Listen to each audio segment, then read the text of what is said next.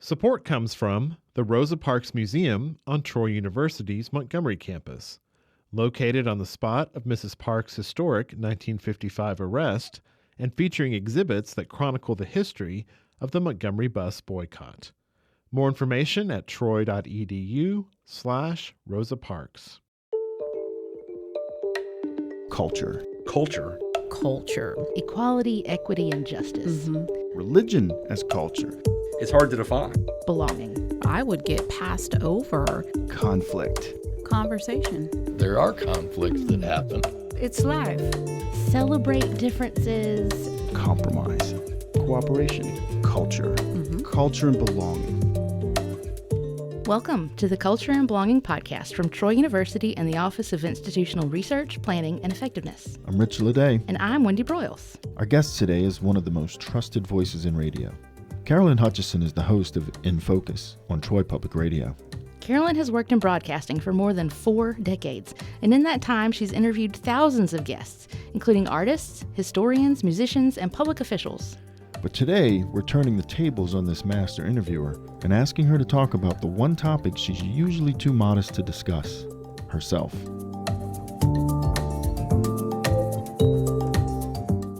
I've been a public radio listener my whole life, since I was a child. And, I moved to Troy from northern Indiana.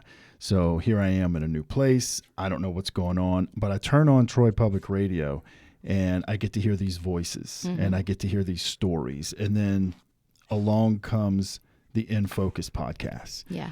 And I think In Focus has done more to help me stay informed about culture and the arts and just what's happening in the Wiregrass and throughout the state, probably than, any other program. So thank you for that, Carolyn. Well, Rich, you are too kind because I am your fan and I am Wendy's fan on the Culture and Belonging podcast, which is achieving a 3-year mark. Congratulations. Thank you. Thank you. But see, your show also helps capture these little snapshots, right? And I think that is very valuable I'm an instructor. I use our podcast in my classrooms, but the podcast helps us go back in time and hear something, right? So those stories are available. We can download them. But I think these are data points that are important to help us understand more about culture. And I think your podcast does that. We have different formats, but, your podcast is getting that information out there as well. Well, thank you so much for those comments. And actually, my goal is to introduce a topic to the listeners in hopes that they will pursue it on their own. I love that. I listened to a couple episodes recently, and I was checking out where do I buy tickets for this show, and where do I don't turn on public radio without hearing some kind of book recommendation or a new musical artist to tune into or something every time. And your show is one of those touch points that adds to the list every time. So thank you. Wendy, you have identified something really important, not about me personally. But according to Neuroscience News in the February issue of 2026, that article says that lifelong learning is linked to a 5-year delay in the onset of Alzheimer's. Oh, well, They good. did a study of 2,000 people. So I am lucky, really, to be involved in this. Well, you got to keep the connections in the brain. That's right. Right? You got to keep those neurons firing. So, Carolyn, the other thing about our show, and we've talked about this before, we don't just want to hear from those academic experts. Hey, define culture, right? Because culture means something to all of us. Right. So that's why we think it's important to get individual perspectives, no matter what a person's background is. So when we say the word culture, what is Carolyn Hutcheson thinking? Well, I'll tell you a personal story that illustrates my understanding of culture and belonging, the name of your podcast. When I was a child, my family moved to Atlanta, and I went to an elementary school, walked up to a group of girls and to say hello, make friends. They called me a name and walked away from me. No. And I didn't understand what that meant. Come to find out, we had moved into a Jewish neighborhood I was going to a predominantly Jewish elementary school, and I didn't know I was a Gentile. Huh. I had to learn the meaning of that word. But consequently, I made friends with everyone. I had playmates in the neighborhood who were Jewish. We had a wonderful time. The upshot of this whole story is that the local TV station dropped my favorite program. Oh, no. My favorite program. So I decided to start a petition among my classmates, and I got about 100 of them to sign this petition. Oh, that's great. Both Jewish, both Gentile, and sent that off. And the show sent us about 100 and something records. Oh, So I wow. had to go around to everyone who signed that petition, give them a record. But through that experience, I began to understand what culture meant, because the Jewish students would go to Hebrew school every afternoon. And I learned to navigate that, and I've never forgotten that lesson. So consequently, today, I have a special feeling, a special regard for people who went through the Holocaust. And I have been privileged to interview several of the Holocaust survivors. But that culture struggling to survive against all odds in World War II, I feel very close to them. And it was quite a learning experience for a young child. I bet. Well, that's also an example of how people have to stay together. Yeah. Right. I mean, that's the story of the Jewish people in World War II. I mean, that togetherness is that's their survival mechanism. Yeah. So your definition of culture really makes us think about culture as a bigger phenomenon, right? So having said that, how does belonging fit in, right? If we're going to get you to define belonging as well, because again, we're collecting definitions here. We're trying to learn. What does belonging mean to Carolyn? Belonging means finding something in common with another person, whether they are of a different culture or not. I have had the privilege of dealing with a lot of different people, and we always find some common ground to laugh about or share, and it really works. So navigating the culture means finding something in common with other people that you can share and feel close to. So that petition, you got all your friends to sign. That was your kind of symbol of these are my people, right? Carolyn, the activist. Yes. That's what I'm hearing. At 10 years old, no less. That's awesome. So you've interviewed, 1,000 people. What are some tips from the interviewer's perspective? Because I mean, if you're gonna interview, you gotta figure out how to get into someone's head, get them to tell you their story, right? Get them to answer your questions. What are some ways that we can, from the interviewer's perspective, what are some ways that we can kind of get to know someone from another cultural background or from any background, just someone we don't know? Use your curiosity. Use your curiosity, and also approach it with the right attitude. Okay. That is so important. Do a little reading, do a little reading on the subject or that culture, and see if you can find common ground. I think that is the key in this day and age, finding common ground and respecting that person, respecting their experience, respecting what they've been through. As we feverishly write notes. Yeah. Well, and I've one theme that's come, and I might just be the one pushing this, but it's the idea that you gotta want it, right? You gotta want to learn. Yeah. You gotta want to find that common ground that you're talking about. And I'm of the mindset that you can foster curiosity. Yeah.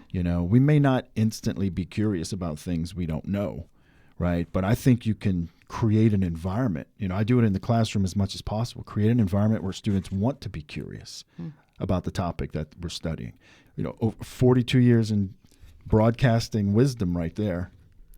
Well, I have a friend who's a worldwide traveler, and I don't travel the world, but I feel that I travel through other people's experiences that they share with our radio listeners.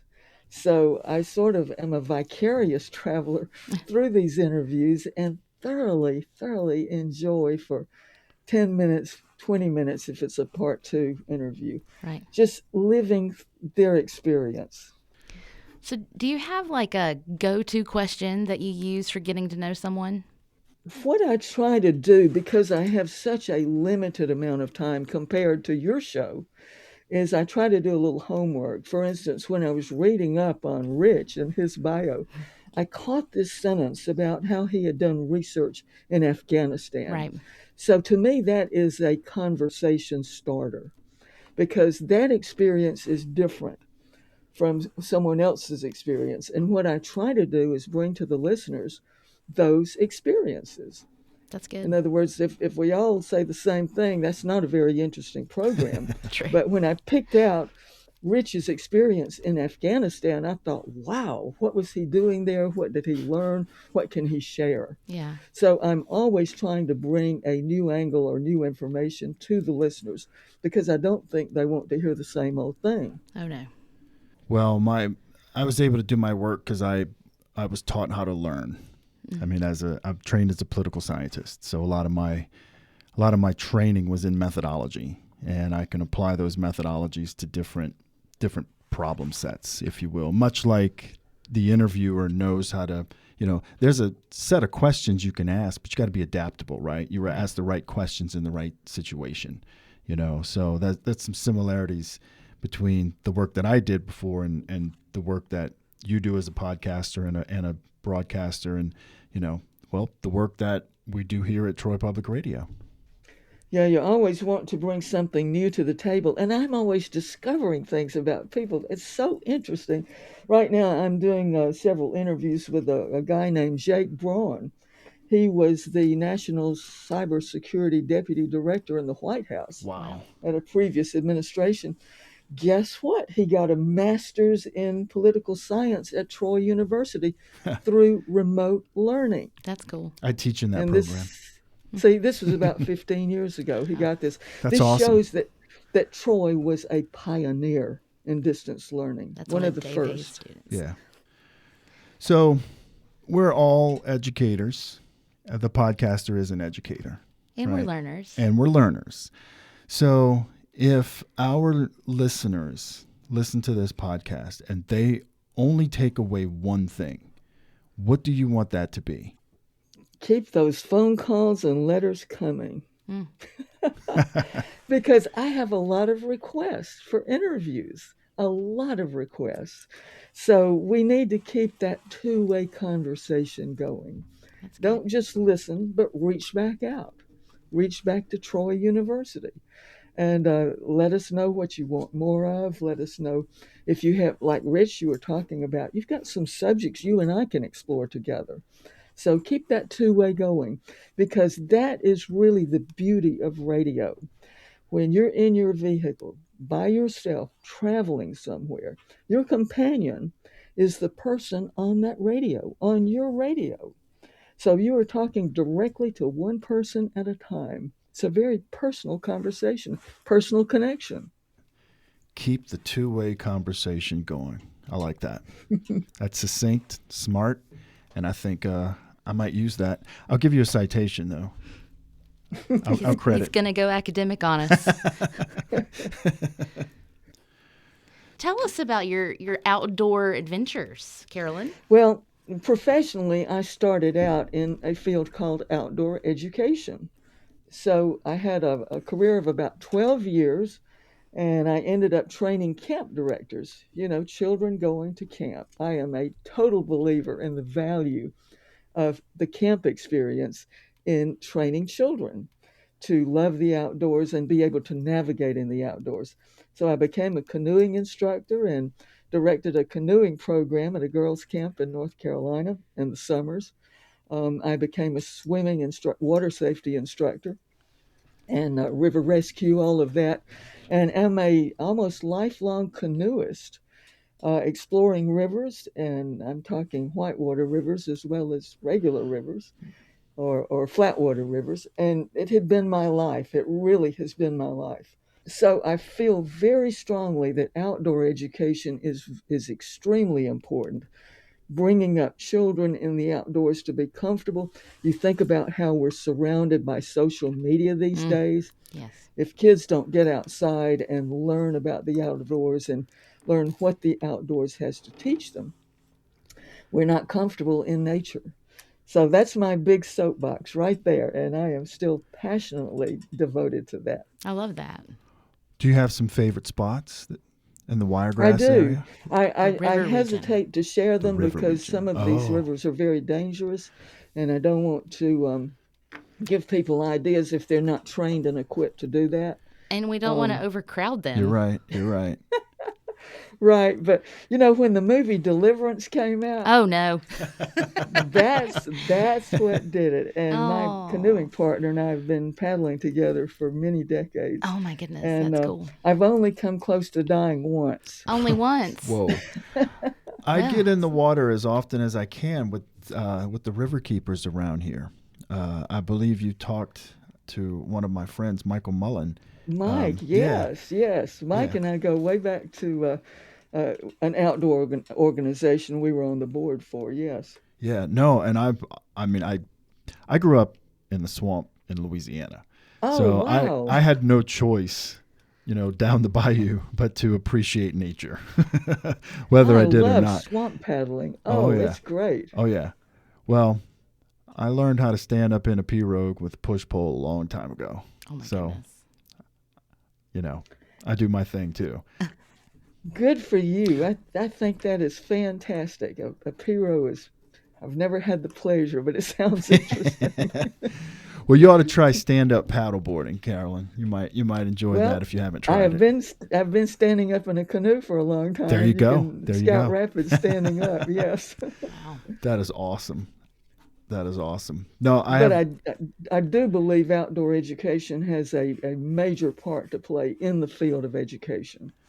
Yeah, I think you're absolutely right, and I think it's also something that we've kind of gotten away from as a society as a whole. Well, this concept of telling someone to go touch grass is really out there with the young college students, high school students right now. They're starting to realize that social media is detrimental, right? And so they will tell each other if they're having a bad day, they will turn to each other and say, "Go touch grass." Yeah. So it's coming back around. These young students, these young adults are going to be all aboard the outdoor education train if they're not already leaning that way. Well said, Wendy.